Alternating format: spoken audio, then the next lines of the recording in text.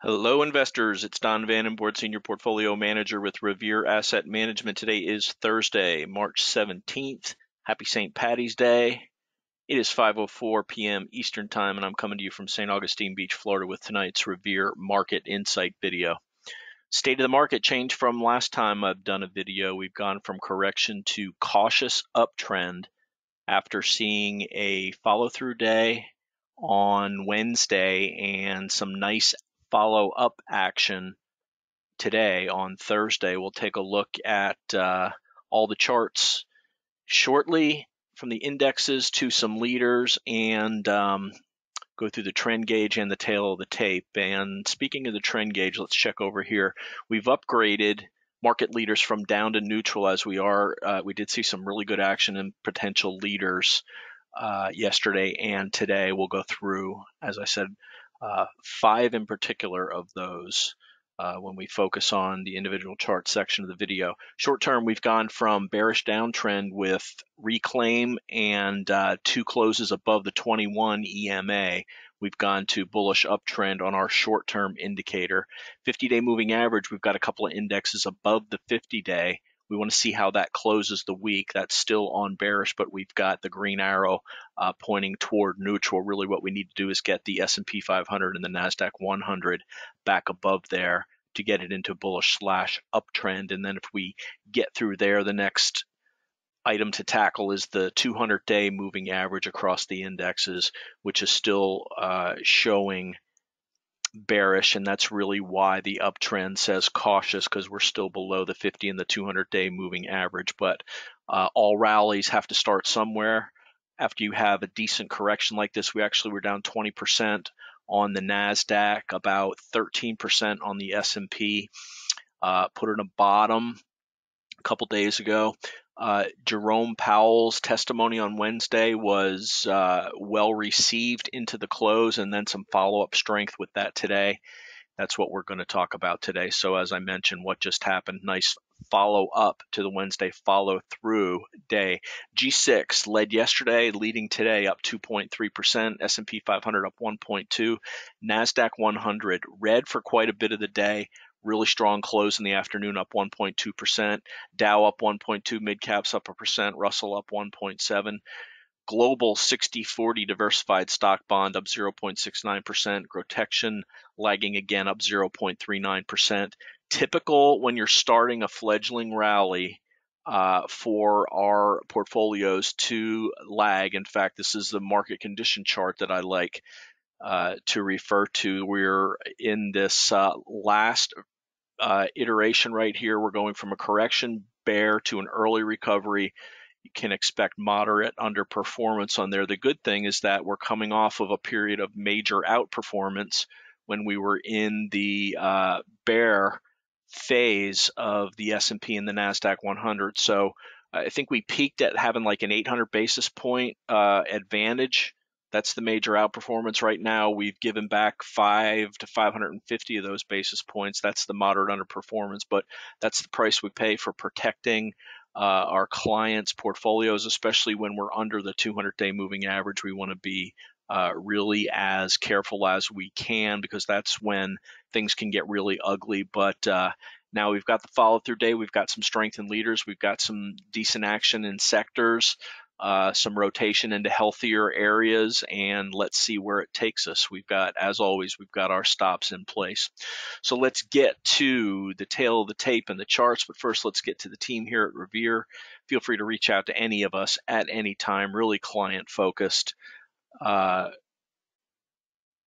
These videos that we'll do this week are critical from showing how you protect your client's portfolio in a downtrend to re-engaging when the market gets healthier. That's what we do at Revere, and if you're interested in more information, you can email any of us, Dan, Tim, Hunter, Muriel, or Don at revereasset.com, or call 855-REAL-WEALTH, 855-732-5932.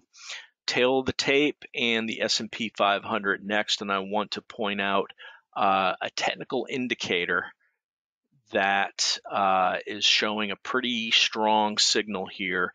This is a weekly stochastic. Now, what I want you to note is this pattern right here that you're seeing.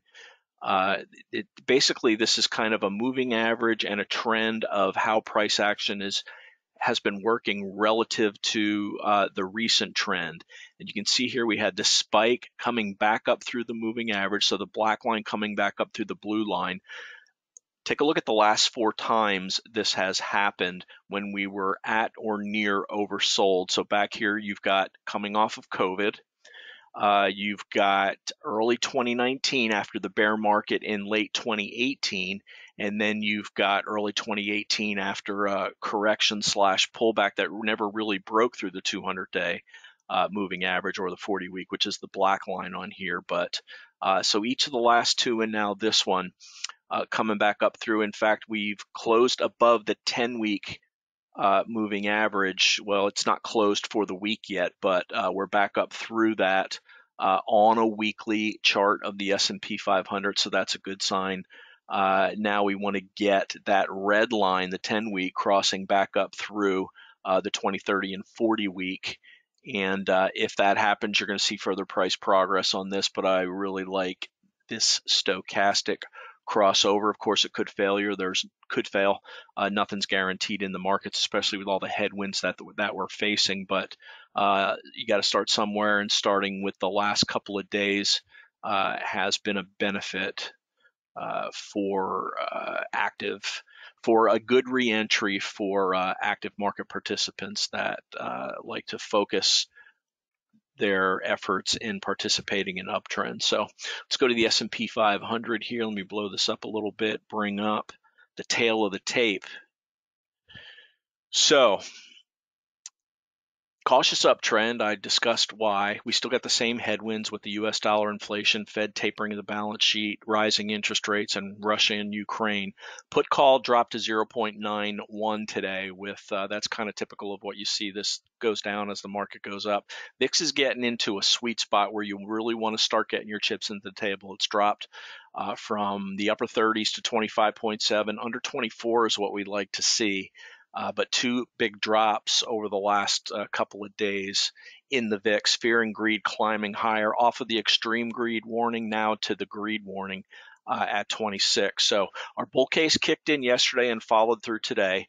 As we wanted to see the S&P 500 initiate a rally and reclaim the key moving averages. We had the follow-through day yesterday, back above the 21 exponential moving average, also back above this 4290 level that had been acting as resistance. So that's our bull case. If this rally fails, we've always got a bear case covering all scenarios. So rally failure, break back below the 21 EMA would really put a damper on what's going on. Also, if we see any big distribution in the market over the next 2 to 3 days, 2 to 3 trading days, that would increase the odds that the rally is going to fail. So from a news standpoint, we got some good housing data before the market opened. Russia made some debt payments. There had been a couple of headlines that we're going to have to default. Technically, they're not in default. They actually have like a 30-day window that they can delay it to, kind of like where your mortgage payment is due on the 1st, but you have till the 15th to get it in. Same type of thing on these Russian debt payments. So coming in today, I was watching, after the follow-through day on Wednesday, could the S&P and the NASDAQ 100 challenge and stay above their 21s as resistance that they broke? Would it turn to support? We saw a very almost to the penny back test on the NASDAQ 100 to the 21, and it bounced. Didn't quite get to the 21 on the S&P, but any retest pullbacks were bought during the day. So that was the main concern that I had going in, was this short covering yesterday. Was it a knee-jerk reaction to Jerome Powell? But it was good to see a second day of strength. So we gapped down 0.4%, and I was like, oh, here we go again. But rallied up pretty quickly, back down, tested the low of the 30-minute range, but it held, and then just a trend higher to close at the high of the day. Always like to see a high of day close. My note for the day: all intraday pullbacks bought. I already talked about performance of the various indices. Strong today: oils, gold and silver, XME, fertilizers, and uranium. So really everything that had been leading before the broad indexes started to rally also led today. They had weak days yesterday, so they took the baton from what was up. From what took the baton from what led yesterday, which was not these sectors. And then for most of the day, tech and the stocks lagged, but they had a strong close. So really the only things that ended up being down on the day were bonds and big banks. In our portfolio, got off of took a small loss in our hedge, put that on yesterday as we initially on the attempted intraday rally after Powell. Failed into the 21, put this hedge on. When we came back and tested it and it held today, took the hedge off. So small loss there. We took 2 index longs, an S&P 500 ETF and a NASDAQ 100 ETF, and then we bought NVIDIA and CF and added it to our existing positions in Halliburton, Nucor, and Costco. So added to the portfolio, our net exposure went up to a 0.8. And we'll continue to add. Basically, what we're looking to do now is to finance our risk. If we continue to get gains, we can take those gains, reinvest them, and still protect the downside at the same time. So back into using gains to finance our risk. And then we get back above the 50 and the 200-day moving average, then we've got more breathing room without having to threaten to breaking through the lows of the correction. So bottom line for today, nice action for the day after a follow-through day. Let's take a look at the key levels here. And a lot of things that I had been concerned about, basically on anything under this dotted line, with the follow-through day, these are going to, really we won't be concerned about these anymore, and we'll be focusing on this level that needs to hold, the 4160 to 4200, strong early to mid March support. So basically, this last attempt at a pullback that held this 224 shakeout day, you can see how anytime we got to 4200 or just a little bit below it, buyers came back in before the follow-through day yesterday and the follow-up to the follow-through day today. You can see the 21-day exponential moving average, the green lines is what we really like to focus on. When we're above that, that's when we really want to take low-risk positions, as many as we can, and still control our overall portfolio risk. So there's your S&P 500. Let's look at the NASDAQ 100. You can see came down briefly, just barely undercut the 21-day EMA today, but a strong close. Note, there's been some Russia saber rattling after the close. We are down 0.44% in the early after-hours session today. In the future, so we'll definitely keep an eye on that. Let's go to the Dow Jones Industrial Average. 2 closes above the 21, right into the declining 50-day moving average. Note the double bottom pattern here. Pattern recognition is picking up. Let's see what happens when we get near. Hopefully tomorrow's open, we can still challenge the S&P 500. You'll note that that's down 0.5% also after market.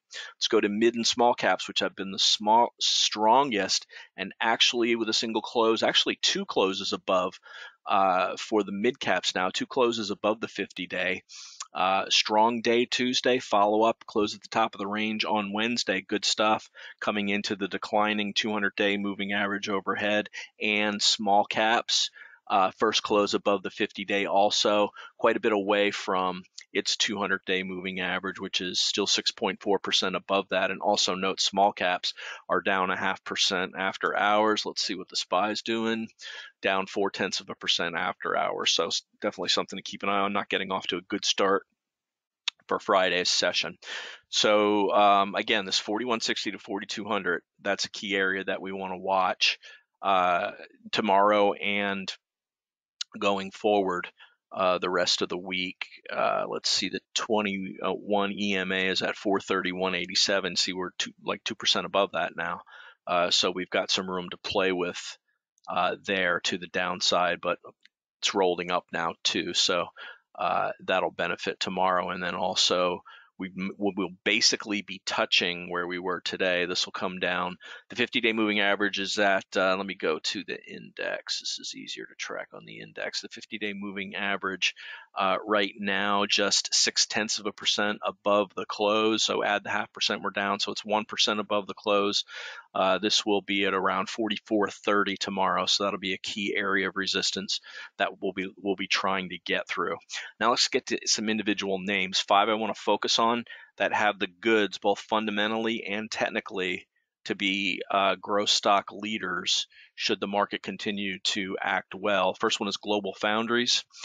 This has been on the 21 over 21 list and attempted breakout today, but it was the third day straight up. Anytime you have a big move third day straight up, I mean, this is from 60 to 75 is 20% move in 3 days, and it's the top of an IPO base, and these are just naturally more volatile, but they make money.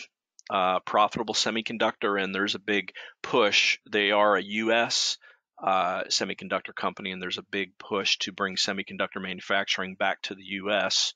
In fact, there's some pending legislation to help that, so that'll be a little bit of a tailwind for GFS. Second one I want to bring up, Pure Storage, PSTG, has held up very well. Had this nice gap up, gave up the bottom of the gap as the market was still correcting, but now through the top of that gap, but not through the top of its complete base. But again, this one makes money, reasonable PE, acting well today, up 6.85% on above average volume. So again, these are the type of stocks that we look to get our money into when growth is back in favor. Third one is one that we already know about, Bros. We stopped out of this right around this area back here at the beginning of February. Then it started to build this base. Great day today, up over 11%, 40% above average volume. I'd like to see a little bit of a handle in here now, and as opposed to it shooting straight up through 60. But coming off it's got its 3 moving averages all stacked up there, the 8 to 21 and the 50. Great day for Bros today. Number 4 is SG. This one's on the smaller side at trading about $40 million a day, but look at this beautiful move since its earnings report in early March, straight up, only 1 day of pullback. This is definitely being bought. Does still lose money, however, but good revenue growth at 63%, 73%, 162% in the last 3 quarters. And finally, LNTH. This is one that gapped up, one of the few that gapped up and continued during this correction out of this double bottom base.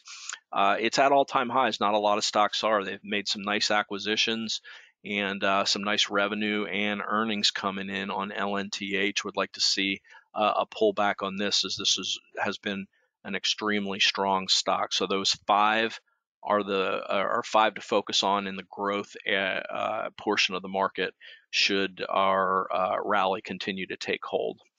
That's going to wrap it.